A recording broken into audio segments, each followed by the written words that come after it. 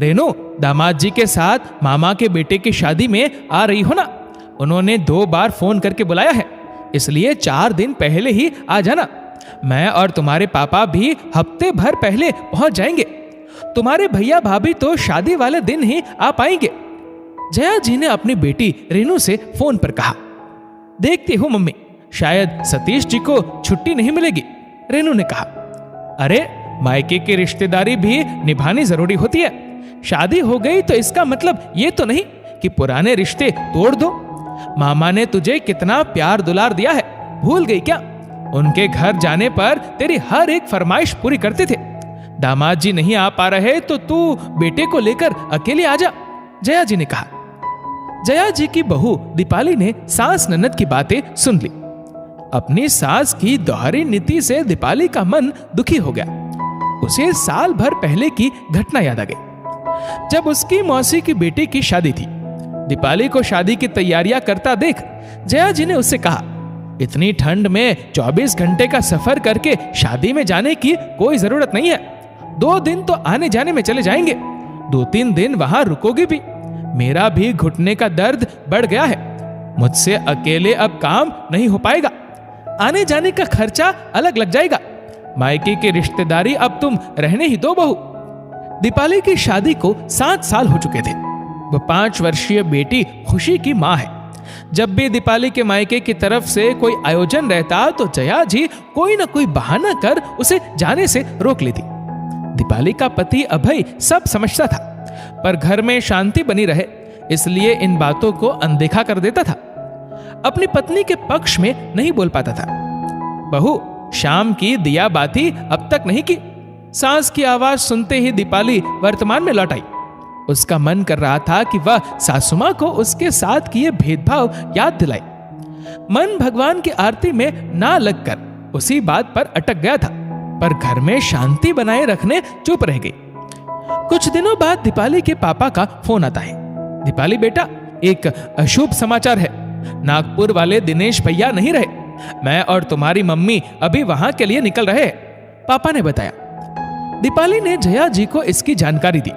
Mummy जी, मेरे नागपुर वाले ताऊ जी का निधन हो गया है। मेरे मम्मी पापा तो अभी वहां के लिए निकल गए हैं। मैं और अभय जी 13वीं में चले जाएंगे। बहू, तुम्हारे मम्मी पापा तो चले ही गए हैं, इतनी दूर तुम्हारा जाना जरूरी नहीं है।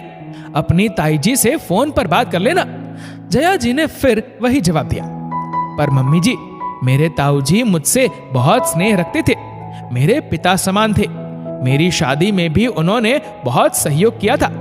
मैं इस दुख की घड़ी में परिवार के पास जाना चाहती हूँ, दीपाली ने रोते हुए कहा। अभी तो समय है, तब की तब देखी जाएगी, जया जी ने बेपरवाह होते हुए जवाब दिया। 4 दिन बाद खबर आती है कि अभय के चाचा जी जो उसी शहर में रहते हैं, उनको ब्रेन हैमरेज के कारण अस्पताल में भर्ती किया गया है और उनकी हालत बहुत नाजुक है। अभय और उसके पापा अस्पताल के लिए पैसे की व्यवस्था करने में लगे थे और जया जी अपनी बेटी रेनू को फोन करने में। रेनू बेटा, तेरे चाचा जी बहुत सीरियस है, तुरंत टिकट की व्यवस्था कर उन्हें देखने चले आ। अपनी गोद में खिलाया है तुझे। तेरे शहर से बाहर जाकर पढ़ने के लिए तेरे पापा को चाचा जी ने ही तो मनाया था। इस दुखद घड़ी में तुझे चाची जी को सांत्वना देने उनके पास होना चाहिए। बेटे युग को अपनी सास के पास छोड़ और दामाद जी के साथ चाचा जी को देखने आ जा, जया जी ने कहा। अभय जो वहीं उपस्थित था, उसने जया जी से फोन रखते ही कहा, माँ, रेनू अपनी गृहस्थी, अपने बच्चे को छोड़कर इतनी दूर कैसे आ सकती है? हम सब तो है यहाँ चाचा जी की देखभाल के लिए। रेनू का आना जरूरी थोड़ी ही है। अरे, कैसी बात कर रहा है? रेनू घर की बच्ची है, उसे चाचा जी की खैरियत जानने आना चाहिए। पर तू क्यों रोक रहा है उसे आने से? जया जी ने आश्चर्य से पूछा। वाह माँ, आपकी दोहरी सोच। बहू के लिए कुछ और बेटी के लिए कुछ और। आपकी बहू दीपाली भी किसी की बेटी है, उसके ताऊजी से भी उसे विशेष लगाव है, तो क्यों ना जाए वह ताऊजी की 13वीं के कार्यक्रम में? जब अपने पर बात आती तो आप सब कुछ अपने अनुकूल बना लेती है। उसका भी दिल दुखता होगा, कभी ये सोचा है आपने? बेटे के मुंह से कड़वी सच्चाई सुन जया जी निशब्द रह गए। दीपाली को इस बात का सुकून था, कम से कम उसके पति ने उसके दुख को समझा।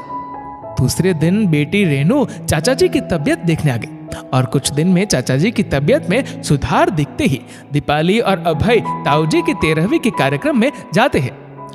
दोस्तों, चुपचाप गलत बातें सहते रहने से सामने वाले को उनकी गलती का एहसास नहीं हो जाता, इसलिए विनम्रता से, प्यार से अपनी बात रखनी चाहिए। याद रखे, बहू भी किसी की बेटी है। इस वीडियो को लेकर आपकी क्या राय है, नीचे कमेंट करके जरूर बताएगा।